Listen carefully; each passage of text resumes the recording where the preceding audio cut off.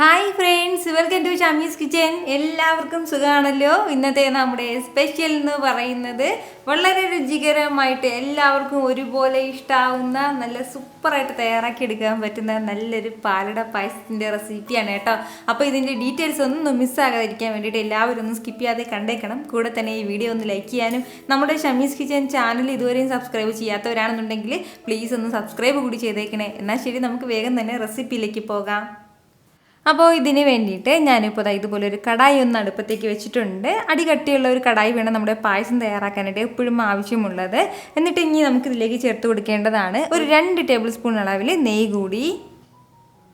നെയ്യ് ഒന്ന് ചൂടായി വരുന്ന സമയം പിന്നെ ഇനി നമുക്കിതിലേക്ക് വേണ്ടത് മധുരത്തിന് ആവശ്യമായിട്ടുള്ള പഞ്ചസാരയാണ്. ഞാനിപ്പോൾ ഇതുപോലെ ഒരു 200 ഗ്രാം അളവിലാണ് പഞ്ചസാര എടുത്തിട്ടുള്ളത്. അത് ചേർത്ത് കൊടുക്കാം. പഞ്ചസാര ചേർത്ത് കൊടുത്തതിന് ശേഷം പിന്നീട് നമുക്ക് ഫ്ലെയിം ഒന്ന് മീഡിയത്തിൽ തന്നെ വെച്ച് കൊടുത്തിട്ട് നല്ലതുപോലെ ഇതെല്ലാം ഒന്ന് ചൂടാക്കി എടുക്കണം. അപ്പോൾ ഈ നെയ്യ് ചേർത്തിരിക്കുന്നതിൻ്റെ പേരിൽ തന്നെ നമ്മുടെ ഈ പഞ്ചസാര എല്ലാം ഒന്ന് ഉരുകി തുടങ്ങും. ഒരുപാട് ഫ്ലെയിം കുറച്ച് വെക്കാൻ വേണ്ടി നിൽക്കേണ്ട, മീഡിയം ഫ്ലെയിമിനും ഹൈ ഫ്ലെയിമിനും ഇടയ്ക്ക് വെച്ചിരുന്നാൽ മതിയാവും. എന്നാൽ ഇതുപോലെ ഒരു 30 സെക്കൻഡ് ഫ്ലെയിം ഒന്ന് വെച്ചിട്ട് ഒന്ന് ചൂടാക്കി തുടങ്ങുമ്പോഴത്തേക്കും നമ്മുടെ ഈ പഞ്ചസാര എല്ലാം ഒന്ന് കാരമലൈസ് ആയി തുടങ്ങും. ആ ഒരു സമയം നമുക്കിതെല്ലാം കൂടി ഒന്ന് മിക്സ് ചെയ്ത് കൊടുക്കാവുന്നതാണ്. കാരമലൈസ് ആയി കഴിഞ്ഞാൽ പിന്നെ നമുക്ക് ഫ്ലെയിം ഒരുപാട് വെക്കേണ്ട ആവശ്യമില്ല. നന്നായിട്ട് ഇതിനൊന്ന് കുറച്ച് വെച്ച് കൊടുക്കാം. അതായത് ഇതിൻ്റെ കളർ എന്ന് പറയുന്നത് നല്ല രീതിയിൽ കളറ് മാറിക്കഴിഞ്ഞാൽ നമ്മുടെ പായസത്തിന് ആ ഒരു നല്ല ആ കറക്റ്റ് കാരമലൈസിൻ്റെ ആ ഒരു ടേസ്റ്റ് കിട്ടില്ല കേട്ടോ. അതിൻ്റെ അതായത് ചെറിയൊരു കയ്പ്പ് ടേസ്റ്റ് ഉണ്ടാവും. അപ്പോൾ കാരമലൈസ് ചെയ്യുമ്പോൾ എപ്പോഴും പ്രത്യേകം ശ്രദ്ധിക്കേണ്ട കാര്യമാണ്. ഒരുപാട് ഡാർക്ക് കളറായിട്ട് നമ്മളങ്ങനെ കാരമലൈസ് ചെയ്ത് എടുക്കരുത്. ഇതുപോലെ നല്ലൊരു ലൈറ്റായിട്ടുള്ള കളർ, കുറച്ചും കൂടി ഒന്ന് കളറായി കിട്ടണം നമുക്ക്. ഇപ്പോൾ ഇതിൻ്റെ കളറ് വീണ്ടും കുറച്ചും കൂടി ഒന്ന് മാറിയിട്ടുണ്ട്. ഒരുപാട് ഡാർക്ക് ബ്രൗൺ ആയിട്ടില്ല, എന്നാലും ഒരു ലൈറ്റായിട്ടുള്ള ബ്രൗൺ കളർ വന്നിട്ടുണ്ട്. ഈ ഒരു സമയം ആകുമ്പോഴത്തേക്കും പിന്നെ ഇനി നമുക്കിതിലേക്ക് വെള്ളം ചേർത്ത് കൊടുക്കാം. 1/2 ലിറ്റർ അളവിലാണ് ഞാനിപ്പോൾ ഇതിലേക്ക് വെള്ളം ചേർത്ത് കൊടുക്കുന്നത്. ഫ്ലെയിം നന്നായിട്ട് കുറച്ച് വെച്ചിട്ട് വളരെ കുറച്ചായിട്ട് ചേർത്ത് കൊടുക്കണം. കാരണം ഇതിപ്പോൾ നല്ല ചൂടായിട്ടിരിക്കുന്നതാണ്. അപ്പോൾ ഇതിലേക്ക് വെള്ളം ചേർക്കുമ്പോഴത്തേക്ക് ഇങ്ങനെ പതഞ്ഞു പോകും. അതിൻ്റെ പേരിലാണ് ഒന്ന് മാറി നിന്നിട്ട് വേണം കേട്ടോ, ഒന്ന് നീങ്ങി നിന്നിട്ട് വേണം വെള്ളം ചേർക്കാനായിട്ട്. ഒരല്പം ഫസ്റ്റ് ഒന്ന് ഒഴിച്ചു കൊടുത്തിട്ട് ചെറുതായിട്ടൊന്ന് ഇളക്കി കൊടുത്തതിന് ശേഷം ബാക്കി നമുക്ക് ഇതിലേക്ക് ചേർക്കാവുന്നതാണ്.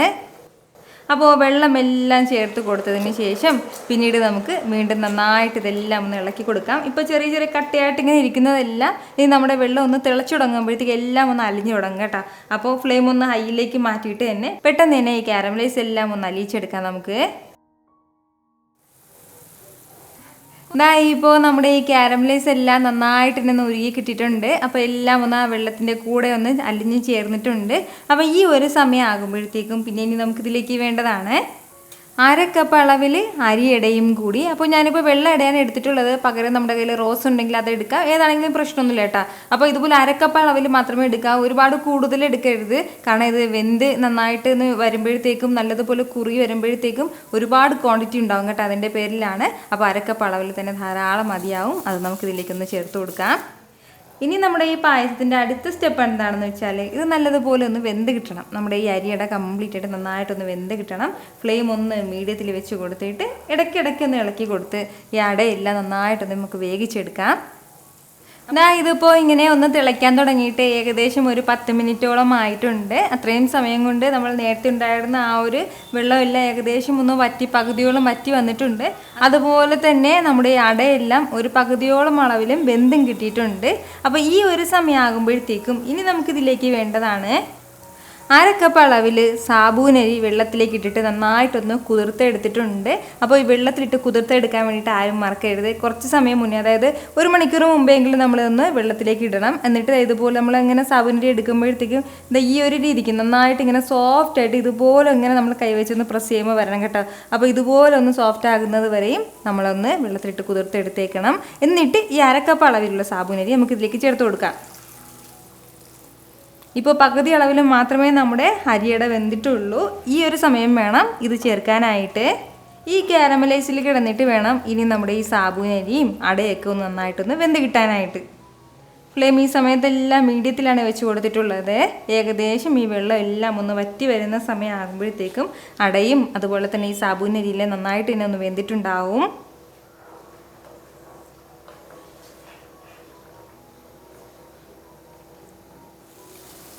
വീണ്ടും കുറച്ച് സമയം കൂടി കഴിഞ്ഞപ്പോഴത്തേക്കും നമ്മുടെ കാരമലൈസ് എല്ലാം ഏകദേശം ഒന്ന് വറ്റിയിട്ടുണ്ട്. ഇതുപോലെ അല്പം പോലും വെള്ളമൊന്നും ഇല്ലാത്ത രീതിയിൽ നമ്മുടെ അരിയുടെയും ഏകദേശം ഒന്ന് വെന്തിട്ടുണ്ട്. അതുപോലെ തന്നെ സാബുനരി പെട്ടെന്ന് തന്നെ ഒന്ന് വെന്ത് കിട്ടിക്കോളും, കാരണം നമ്മൾ കുതിർത്ത് ഇട്ടിരിക്കുന്നതിൻ്റെ പേരിൽ തന്നെ. അപ്പോൾ ഈ ഒരു സമയമാകുമ്പോഴത്തേക്കും ഇനി നമുക്ക് വേണ്ട എന്താണെന്ന് വെച്ചാൽ ചെറുതായിട്ട് ചൂടാക്കിയെടുത്ത പാലും കൂടിയാണ്. 1 ലിറ്റർ അളവിലാണ് ഞാനിപ്പോൾ ഇതിലേക്ക് പാല് ചേർത്ത് കൊടുക്കുന്നത്. നല്ല തിളച്ച പാല് ചേർത്ത് കൊടുക്കാൻ വേണ്ടി നിൽക്കരുത്. തിളച്ച പാല് ചേർക്കുകയാണെന്നുണ്ടെങ്കിൽ പെട്ടെന്ന് തന്നെ അതിൻ്റെ ചൂട് കൊണ്ട് പെട്ടെന്ന് തന്നെ ഇത് പൊങ്ങിക്കളയും കേട്ടോ. അപ്പോൾ അതൊന്ന് പ്രത്യേകം ശ്രദ്ധിച്ചേക്കണം. ചെറിയൊരു ചൂട് മാത്രം നമ്മുടെ ഈ പാലിന് മതിയാവും. പാല് ചേർത്ത് കൊടുത്തതിന് ശേഷം വീണ്ടും നന്നായിട്ട് ഇതെല്ലാം കൂടി ഒന്ന് മിക്സ് ചെയ്ത് കൊടുക്കാം. അപ്പോൾ ഇനി ഈ പാലിൽ കിടന്നിട്ട് വേണം നമ്മുടെ അരിയുടെയും സാബുനരിയൊക്കെ ഇനി വീണ്ടും ഒന്ന് വെന്ത് കിട്ടാനായിട്ട് കേട്ടോ. അപ്പോൾ ഈ ഒരു സമയത്ത് വേണം നമ്മൾ ഈ പാല് ചേർക്കാനായിട്ട്. ഫസ്റ്റിലേ പാല് ചേർക്കാൻ വേണ്ടി നിൽക്കരുത്. നന്നായിട്ട് ഇതെല്ലാം കൂടി ഇളക്കി കൊടുത്ത് നല്ലതുപോലെ ഒന്ന് യോജിപ്പിച്ച് കൊടുക്കാം. ഇപ്പോൾ അത്യാവശ്യം ഇങ്ങനെ പാലൊക്കെ കൂടുതലായിട്ട് നിൽക്കുന്നില്ലേ, ഈ പാലൊക്കെ ഒന്ന് വറ്റി കിട്ടണം കേട്ടോ. അതായത് ആ പാലിൻ്റെ ആ ഒരു കട്ടിക്കൊന്ന് കുറുകി വരണം, ഇതിൻ്റെ കൂടെ യോജിച്ചൊന്ന് വരണം. നമ്മുടെ ആ പായസത്തിൻ്റെ ആ ഒരു പരുവം അറിയാമല്ലോ, അതായത് കുറച്ച് കട്ടിയായിട്ടല്ലേ നമ്മുടെ പായസം ഉണ്ടാവുന്നത്. ആ ഒരു രീതി ആകുന്നത് വരെ നമ്മൾ ഇതുപോലെ ഇളക്കി കൊടുത്ത് വേണം പായസം തയ്യാറാക്കി എടുക്കാനായിട്ട്. അപ്പോൾ ഇനി നമ്മൾ എങ്ങോട്ടും ഇതിട്ടിട്ട് പോകാൻ വേണ്ടി പാടില്ല. ഇനി ഇത് അടുത്ത് തന്നെ നിന്നേക്കണം, കാരണം നമ്മൾ ഫ്ലെയിം വെച്ച് കൊടുക്കുന്നതിനനുസരിച്ചിട്ട് പാലിങ്ങനെ പൊങ്ങിക്കളയാൻ തുടങ്ങും. അപ്പോൾ അതിനനുസരിച്ചിട്ട് നമ്മൾ ഫ്ലെയിം കുറയ്ക്കുകയും ഒന്ന് ഇളക്കി കൊടുക്കുകയൊക്കെ ചെയ്ത് കൊടുത്തുകൊണ്ടിരിക്കണം കേട്ടോ. എപ്പോഴും പായസത്തിന് അതിൻ്റെ തനതായ രുചി കിട്ടുന്നത് നമ്മളിങ്ങനെ ഇളക്കി കൊടുത്ത് കുറച്ച് സമയമൊക്കെ ഒന്ന് ചിലവാക്കി തയ്യാറാക്കി എടുക്കുമ്പോഴാണ് ആ ഒരു സൂപ്പറായിട്ടുള്ള ടേസ്റ്റിൽ നമുക്ക് തയ്യാറാക്കി എടുക്കാൻ പറ്റുന്നത് കേട്ടോ. ഇതായത് ഇപ്പോൾ നല്ല രീതിയിൽ തന്നെ ഒന്ന് തിളച്ച് പൊങ്ങി വരികയാണ്. അപ്പോൾ ഇടയ്ക്കിടയ്ക്ക് ഇതുപോലെ ഒന്ന് ഇളക്കി കൊടുത്തുകൊണ്ടേ ഇരിക്കണം നമ്മളൊന്ന്. ഇനി ഈ പാലിൽ കിടന്നിട്ട് വേണം നമ്മുടെ ഈ അരിയുടെയൊക്കെ വീണ്ടും ഒന്നും കൂടി ഒന്ന് വെന്ത് കിട്ടാനായിട്ട്.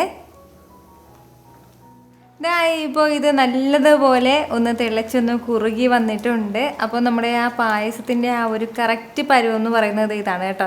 ഈ ഒരു രീതിക്ക് വേണം നമ്മളിന്ന് തയ്യാറാക്കി എടുക്കാനായിട്ട്. ഒരുപാട് ലൂസായി പോകാനും പാടില്ല, അതുപോലെ തന്നെ ഒരുപാട് കട്ടിയായിട്ട് മാറാനും പാടില്ല. ഈ ഒരു സമയം കൊണ്ട് നമ്മുടെ അരിയുടെയൊക്കെ നല്ല സൂപ്പറായിട്ട് തന്നെ ഒന്ന് വെന്ത് കിട്ടിയിട്ടുണ്ട് കേട്ടോ.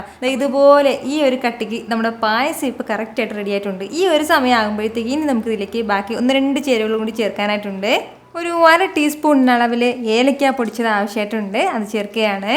കൂടെ തന്നെ ഇതുപോലെ ഒരു 2 പിഞ്ച് അളവിൽ ഉപ്പും കൂടി, ഇത് രണ്ടും ചേർത്ത് കൊടുത്തിട്ട് നല്ല രീതിയിൽ തന്നെ നമുക്കൊന്ന് മിക്സ് ചെയ്തെടുക്കാം.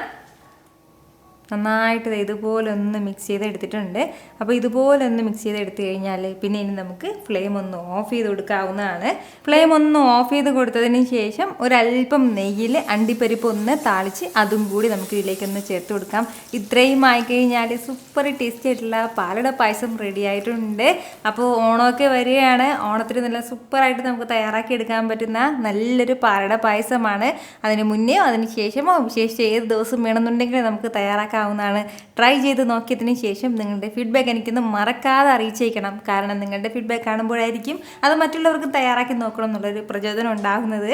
അപ്പോൾ ഈ വീഡിയോ ഇഷ്ടമായാൽ ഇതൊന്ന് ലൈക്ക് ചെയ്യാനും കൂടെ തന്നെ നിങ്ങളുടെ ഫ്രണ്ട്സിനും ഫാമിലിക്കും എല്ലാവർക്കും ഇതൊന്ന് ഷെയർ കൂടി ചെയ്ത് കൊടുത്തേക്കണം. ഇതുപോലുള്ള റെസിപ്പിക്ക് വേണ്ടിയിട്ട് ഷമീസ് കിച്ചൻ ചാനൽ ഫോളോ ചെയ്യാനും സബ്സ്ക്രൈബ് ചെയ്യാനും ആരും മറക്കരുത്. വീണ്ടും നല്ലൊരു ഉഷാർ വീഡിയോ ആയിട്ട് നാളെ 2 മണിക്ക് കാണാം.